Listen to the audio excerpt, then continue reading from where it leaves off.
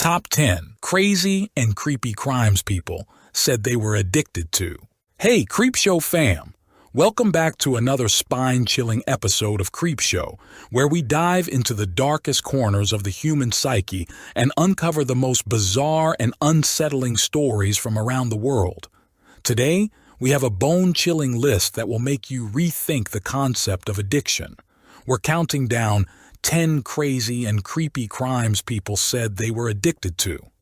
From the unnerving obsession with collecting bird eggs to the macabre world of extreme body modification, these are not your average tales of compulsion. So buckle up, hit that like button, and let's get into it. People have a tendency to use the word addiction in their everyday lives, and they do so frequently in connection with activities that they enjoy. Their favorite confectionery is addictive, or they are completely addicted to a television show that they watched not too long ago. There is a psychological benefit that individuals receive from engaging in these activities, and although they may experience feelings of guilt later, they are typically able to resist the impulse when it is absolutely necessary for them to do so.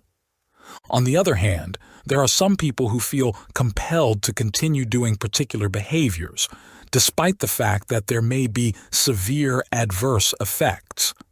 In spite of the fact that doing so could get them in legal trouble, they are unable to refuse.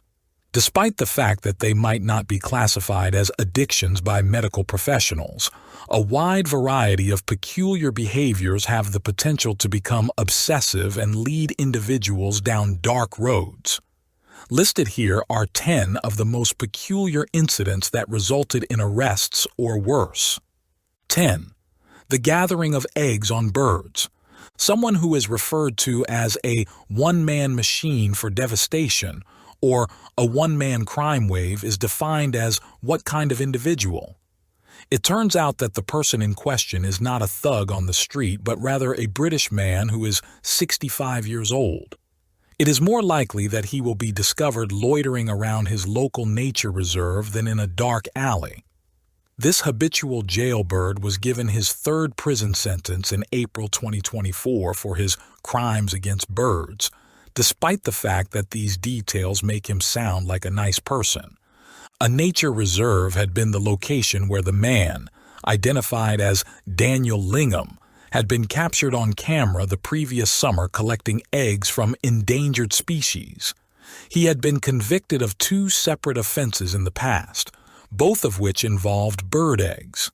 In spite of the fact that there existed a lucrative illegal market where he could sell them, he did not continue to put himself in danger of going to jail. This is the most peculiar aspect of the situation. He just wanted them for his personal collection of over 5,000 eggs, the majority of which came from endangered species. He wanted them for his collection. Lingham acknowledged his wrongdoings, but he explained that he was unable to stop himself from committing the offenses because he was addicted to collecting eggs. In addition to suspending his sentence for the year 2024, the judge ordered him to undergo treatment. 9. The gathering of carnivorous botanicals. Bird egg collectors are not the only people who will do anything to get their hands on rare objects. Other people will do the same. For example, an American Nepenthes collector by the name of Matt Orchard experienced yet another peculiar instance in which his collection turned into a destructive addiction. Nepenthes is a genus of tropical plants that are referred to as pitcher plants. These plants get their name from the pitcher-shaped insect traps that become attached to their leaves. Nepenthes are a favorite among collectors. However, the young plants can take several years to mature and can be rather pricey and expensive. Matt, whose love with Nepenthes began when he was in college, had an epiphany when he discovered merchants in Southeast Asia who could mail him mature plants at low prices. On the other hand, some of those vendors were illegally harvesting plants from rainforests in order to obtain them. Matt was aware of this information and even came to the realization that one of his parcels had been seized by the authorities. Yet, by that time, he was unable to refrain from purchasing them. At any given time, he would place orders for as many as 35. In the end, it was discovered that another local collector was actually an undercover investigator who was investigating the illegal trade of plants. A search warrant was executed at Matt's flat in Portland, and around 380 plants were hauled away. In exchange for his guilty plea, he was sentenced to 3 years of probation. Baseball card collecting, number 8. Baseball card collecting is a hobby that has stood the test of time and is typically innocuous. On the other hand, when it comes to collecting, there are always those whose passion for rare objects is so strong that they are unable to stop themselves from engaging in unethical behavior in order to acquire them. A baseball card collector who characterized himself as borderline addicted was charged with theft and accused of committing a major breach of trust in 2008. This occurred in 2008 when the collector exploited his position as a city postal worker in Maine to steal a rare Cracker Jack baseball card. The card, which was dated 1915, had been auctioned on eBay for more than $1,000. When it was taken, it was in the process of being transported to the buyer. Despite the fact that the postal handler entered a guilty plea, he narrowly escaped going to jail because his sentence of 6 months was suspended for 2 years. Despite this, he was terminated from his position, given a fine, and ordered to perform community service.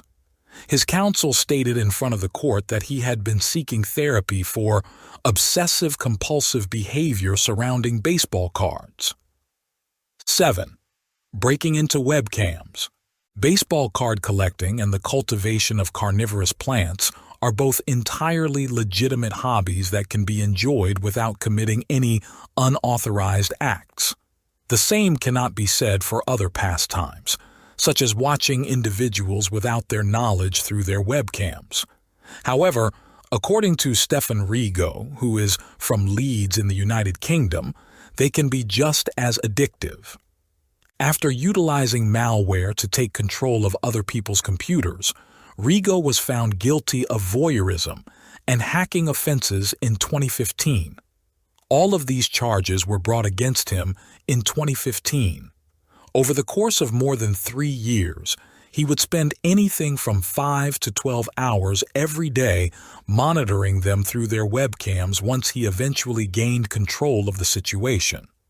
Rigo portrayed himself as being addicted to monitoring people via their computers, and even the spokesperson for the National Crime Agency in the United Kingdom seems astonished by his statement.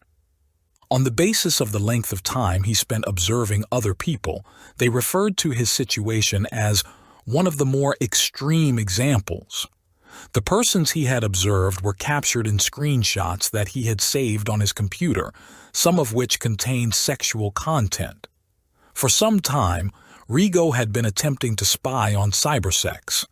A term of suspended jail time was handed down to him, along with the requirement that he perform community service and hand over his computer.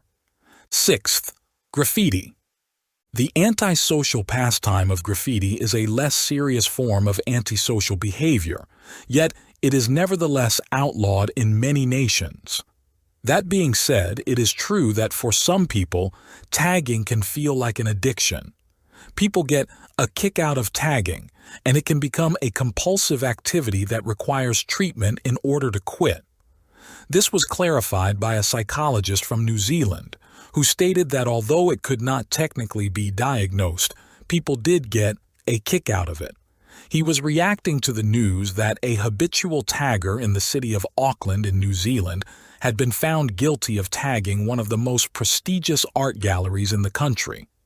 The graffiti artist, who went by the name Zahn, asserted that he was addicted to the activity of writing graffiti. It has been suggested by a number of groups, including the Street Art Council, that this might in fact constitute the situation.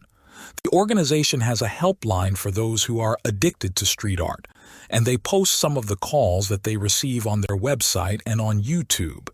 Even while they were inside their own homes, there are some people who have been unable to stop. 5. Trading in the stock market. 4. The majority of people are aware that gambling can lead to addiction.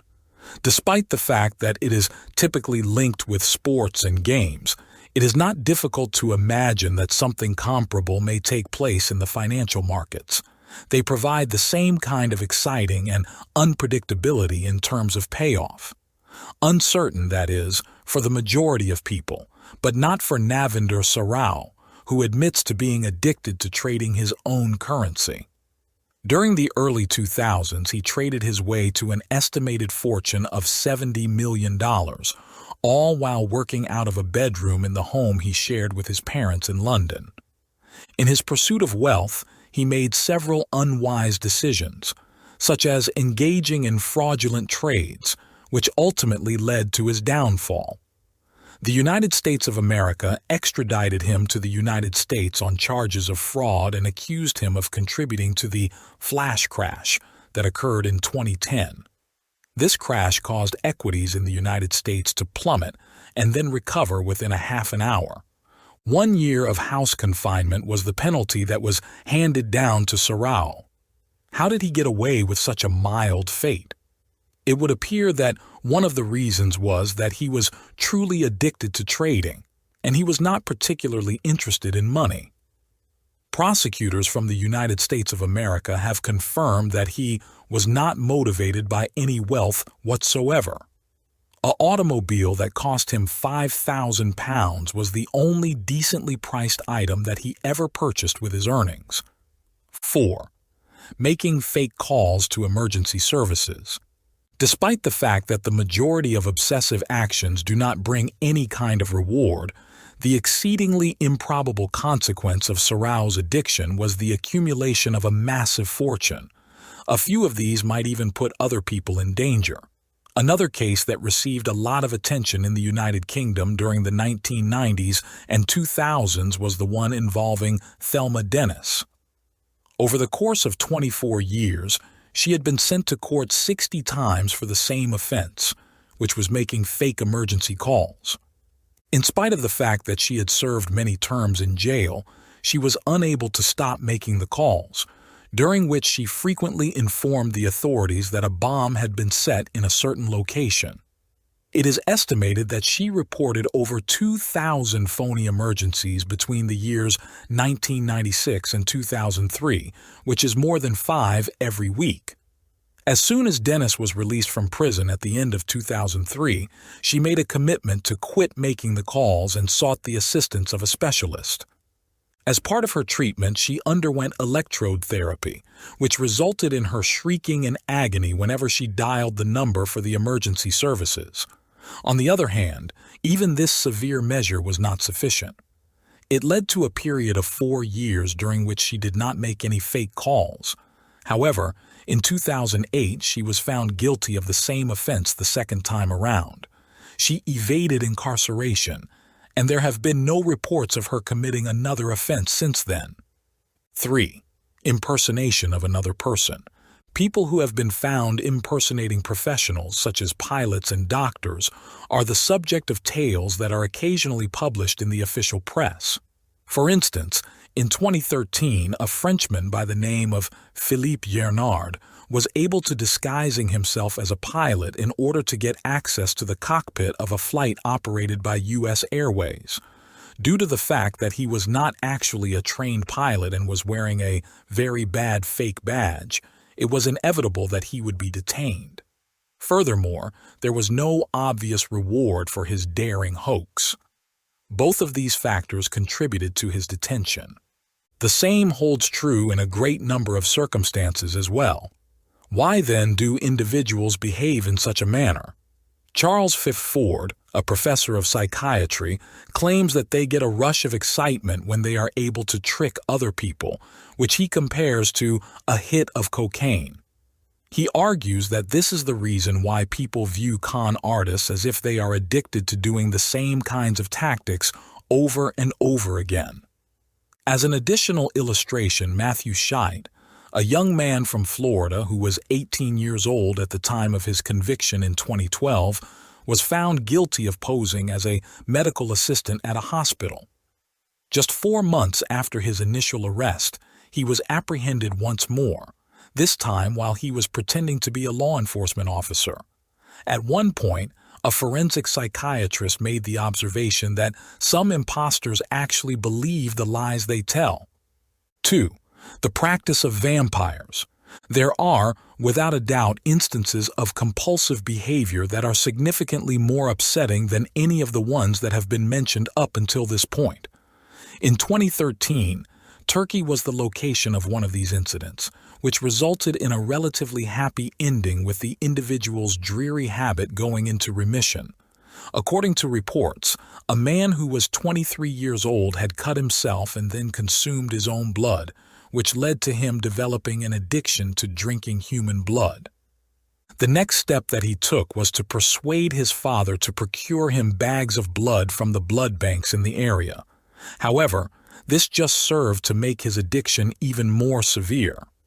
The individual stated that his want to consume blood was as urgent as breathing, and he eventually reached a point where he could not wait any longer for blood to be transferred to him. An imaginary companion encouraged the man to make several attempts to stab people so that he might drink their blood before he was transferred to a hospital. He was able to successfully swallow the blood of those persons. The individual was diagnosed with clinical vampirism, a disorder that is characterized by compulsive blood drinking and a lack of identity. This is a situation that is extremely uncommon. After receiving treatment for a period of 6 weeks, the individual's desire for blood began to diminish, and the blood that he consumed did not result in any adverse effects. Extreme body modification is the first. It was in the year 2024 when 7 men in the United Kingdom were found guilty of crimes that were connected to a common interest that their ringleader's attorney stated had developed into an addiction. It revolved on a website that was referred to as Eunuch Maker, and all things considered, that was exactly what they had been doing. And according to the prosecution, they had been carrying out the activity on a scale that had never been seen before. Although there were 13 people who were killed, the men had also been doing surgery on themselves. One of the other defendants was found with testicles in his freezer, which were said to be his own. Ringleader Marius Gustafsson had his penis and a leg severed, and another defendant was found with testicles stolen from his freezer. It was determined that Gustafsson suffered from bodily integrity dysphoria, a disorder that is extremely uncommon and causes individuals to have the desire to have their healthy limbs removed. Following the dissolution of his marriage of 11 years, his attorney said that his interest in radical body alteration began as a means of gaining a sense of control over his life. On the other hand, he and the others did not limit themselves to themselves. They mutilated and encouraged others through Gustafsson's website for the purpose of doing so. Everyone entered guilty pleas. And that's a wrap on our list of 10 crazy and creepy crimes people said they were addicted to. We hope you found these stories as fascinating and as unsettling as we did. If you enjoyed this video, don't forget to smash that subscribe button and ring the bell so you never miss an episode of Creepshow. Let us know in the comments which story creeped you out the most. And if you have any other strange and creepy tales you'd like us to cover, drop those suggestions below.